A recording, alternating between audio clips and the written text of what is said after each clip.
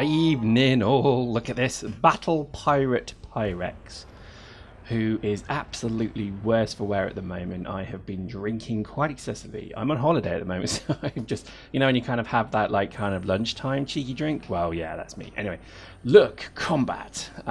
Finally, none of that hollering nonsense bollocks. We're actually showing some combat, and as you can see, I am really bad. This Cobra Mark III, it's true what David Braben said. It has got a heavy ass. It's heavy in the ass. It just doesn't turn. When you're fighting something like a Sidewinder, it's just so much better. But can you spot what the obvious problem is here? It's like, yeah, I mean, the weapons are good. We've got what, 4 pulse lasers? Aha, that would be what's wrong. 4 pulse lasers on this is just a stupid idea. They're all gimbaled, so that's obviously very good because they're gonna rotate and track a lot more kind of easily. But yeah, stupid idea, really stupid. Again, you can see what I'm trying to do. I'm trying to scan his cargo, so I'm trying to be Dread Pirate Pyrex. It's not going well. Why is it so hard to scan cargo? I mean, I don't know. You've got to be within 1,000 km within, that is, and you then have to keep line of sight for about 10 seconds. When you're fighting, well, when you're following a Sidewinder, this is not easy at all. Anyway, so this is the biggest thing I have about the game at the moment, is the combat is bloody good. I was about to really swear then. Look at that, so here we go, just firing now, just firing solid. Now look at the tracking, so obviously the lasers are tracking quite independently. I just love this ship, I really do. The only problem is it's just a bit, yeah, it's not the best ship in the world. I think really a lot of the time you're only going to get good at this when you practice. I heartily recommend that you just put cheap stuff on these ships, run it with a cheap insurance payout, because again it's 10-15%, remember that? I think 5% if you're a backer. An alpha backer, I think it's 10% if you're a beta, and then 15% for everything else.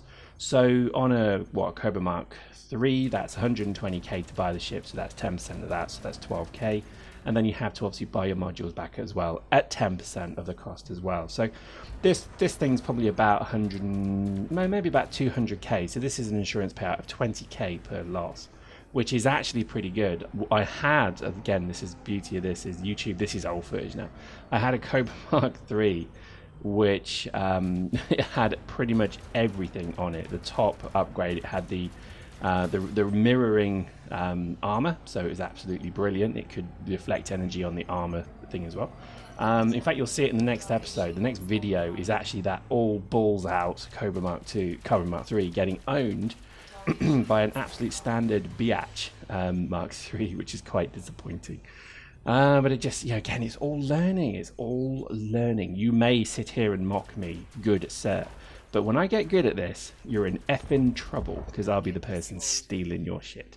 But there we go. Look, I killed him. I'm a murdering bastard right now. Now, luckily, I'm actually in Freeport, so it doesn't matter. Who cares? As long as you don't do it near the station, knock yourself out. Go and kill and rape and pillage and steal cattle, space cattle. Go and do what the hell you like. The residents of Freeport don't give a monkeys. Equivalent to this is maybe the London Underground. You could literally just take your balls out and swing them around on the platform of Bank, and just wave them in the face of the passing nun and priest who just happen to be passing by. And no one will say anything, do anything, even acknowledge you. So that's pretty much what the anarchy system's like. However, if you do this in let's say civilized systems, they will probably punch you to the floor and stand on your knackers. So best not to do that in some of the high-sec status areas. Anyway, look at this. So realizing that actually that combo of 4 pulse lasers, even though they were gimbaled, admittedly, were a load of old bilge. We're now fitting better guns. Now let me just give you a breakdown of what I think are good guns.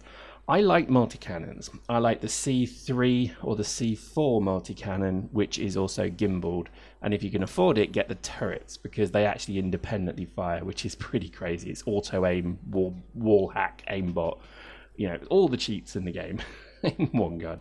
But they're pretty rare, so you have to look quite carefully for them. Railguns, don't effing bother. They are terrible, terrible guns. I've not found a single railgun that works yet. The multi-cannons are good because multi-cannon really just means minigun. I don't know why they didn't just call them minigun, because that's actually what it is. It's a rotating swivel-armed Gatling gun that just basically shoots, well, everything, and they're pretty good. Highly recommend them. Now, again, the railguns, as you can see, are not gimbaled, so they only fire forward, therefore they are utterly useless on this ship. One of the things that I think still seems a bit buggy, if I may be honest, is this fire groups piece. You'll notice there's at the bottom there's a missing one. That's because I've got the point defense turret. What the point defense turret does is it shoots down with little mini missiles, incoming missiles. It's basically a kind of iron shield, you know, Patriot missile system defense thing. So if those pesky Iraqis fire scuds at my mighty Cobra Mark III, then my little Patriot missile will detect it, launch and kill it in one smooth, fluid motion, which is kind of cool. Fast forward again, I had to go from station to station to actually find something, you know, pretty decent here. But so there we go. Look at that, a C3 gimbalized multi-cannon. Look at the freaking size of that thing. That's brilliant. Now again, the turret C4 is even bigger, so these guns just get bigger and bigger. Anyway, the Cobra has a real kind of benefit because it has the 2 C4 mounts, which is category. So you think category 1 is small, category 8 is massive, category 4 is in the middle, so it's relatively heavy, and you can start to get some quite I guess good auto tracking guns at that level as well.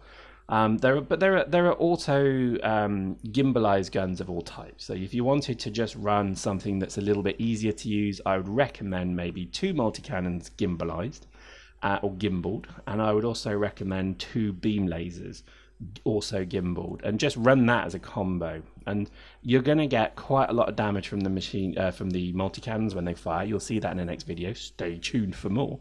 And you'll also see the beam lasers are pretty useless because they don't fire for very long, but when they do, they drain shield quite quick, and then your multi-cannons kick in. So it all kind of makes sense. What we also ran here was missiles. Now, to be honest, missiles are the best weapon in the game, bar none. The only problem is they are phenomenally ammo intensive, so they're not really viable. Now, this fit I'm running here, you'll see in the next video. What we were running was effectively 2 multi-cannons and 2 missile racks. So join us next time as we go and take on some poor bastard as we literally shoot him with 2 Gatling guns and 2 racks of missiles.